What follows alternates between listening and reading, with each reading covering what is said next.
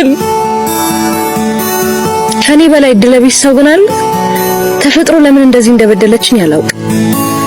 በሰው ልጅ እንደቀናው ልጅ ባየ ቁጥር አይኔ እንደተንከራተተ በትዳር 5 ዓመት አስቆጠርኩ።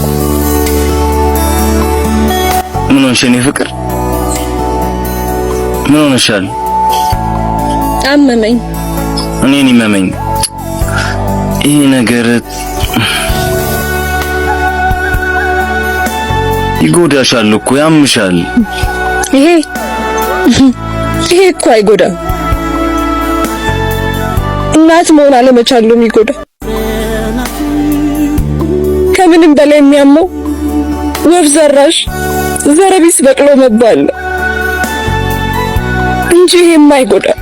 ከታባ ጋር ተነጋግራችሁ ነበር እንዴ? ተነጋግራችሁ ነበር እንዴ? እሷ ናት እንጂ ልክ የነገረች። እኔማ ምን አቅም አለኝ? በቤቴ ባዳ ሆኛለሁ።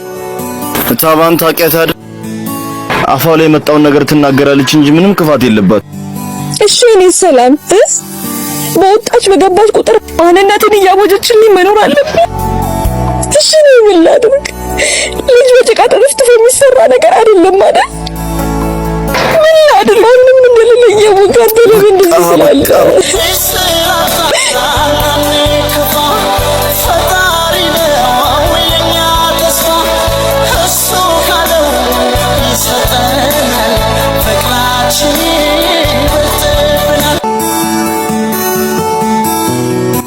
ወዬ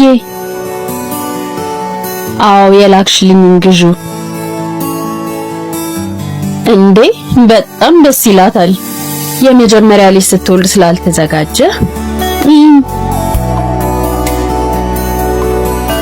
በጣም ነው ሰርፕራይዝ የምትሆነው።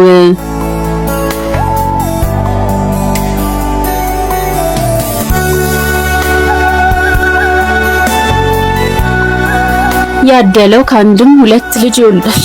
ታባ ቁርስ ደርሷል። እጅሽን ታጠቢ። ውለድ ልጅ ያስታጥፍ። አሚን። ምንድነው? ታጠቢለት እንጂ ሲሆን አንቺ ነበር ሰርተሽ ማብላት የነበረብሽ። በወንድ አቅሙ ሰርቶ እያበላ እንደዚህ መዘባነን። በቃ እኔ አጉርስሻለሁ።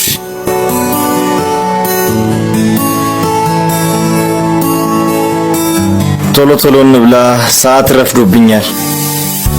ታባያሽ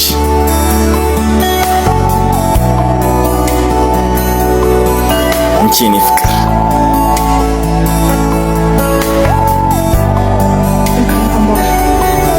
እንጂ ቢተርፍ እንኳን የሚበላ ልጅ የለ። ኧረ ታባ